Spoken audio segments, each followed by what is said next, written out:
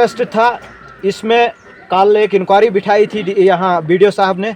जो जीआरसू पे इल्ज़ाम था, हम जो इल्ज़ाम था उसको तहकीकात कराई जाए। उस पर हम ये नहीं कहेंगे कि उस पर तहकीकात नहीं होनी चाहिए, लेकिन जो गवर्नमेंट का रूल है, रेगुलेशन है, लेकिन हम इस चीज़ की मजम्मत करते हैं जो बीडीओ साहब और यहाँ कल आरडीडी स्टाफ के साथ ज्यादती हुई, उसकी हम मजम्मत करते हैं। दूसरी चीज़ ये है कि कार्रवाई यहाँ सीबीआई होती है, एसीबी होती है, किसी भी कोई भी डिपार्टमेंट को कार्रवाई कर सकते हैं, लेकिन हाथोपाई पड़ना ये इलाके पिंगल की एक बहुत बड़ी नाइंसाफ़ी अफसरों के साथ, क्योंकि ये एरिया अलहाज गुलाम कादिर गनीपुरी रहमतुल्लाह। ये कोई भी लोगों का सक्का नहीं है, ये सब अपनी सियासत को चमकाने के लिए है।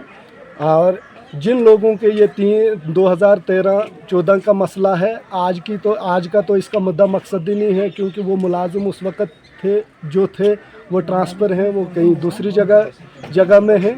तो या जहाँ तक यहाँ मैंने देखा तो यहाँ कुछ नहीं निकला, ख़ास करके सब कुछ ठीक ठाक है। बीडीओ साहब नए आए हैं, अभी इलेक्शन दौर चल रहा है, सब कुछ ईमानदारी से चल रहा है।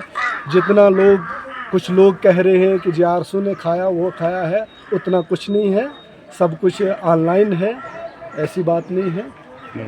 को बढ़ चढ़ के वोट दिया और कामयाब करवाया।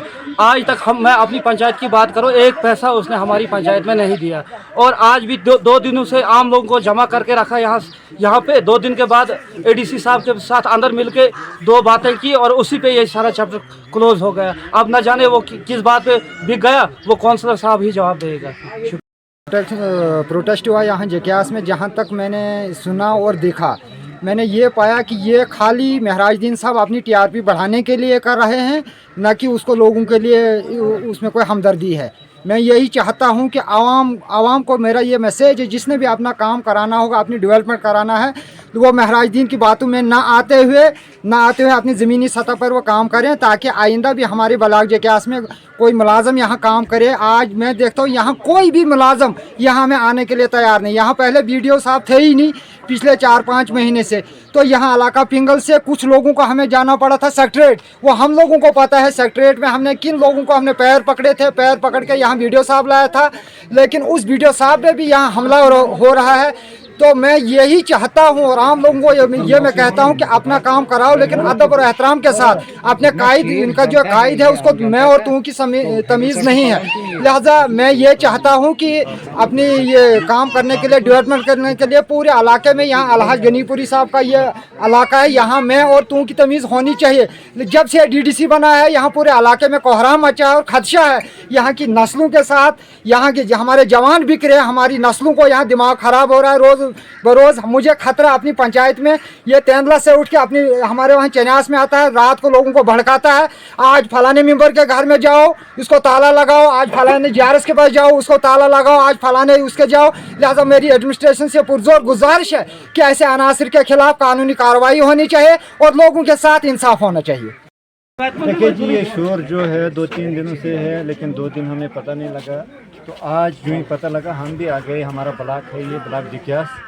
तो यहाँ पर अक्सर ऑफिसरों के साथ ज़्यादतियाँ होती रही आज तक, बड़े अफसोस की बात है।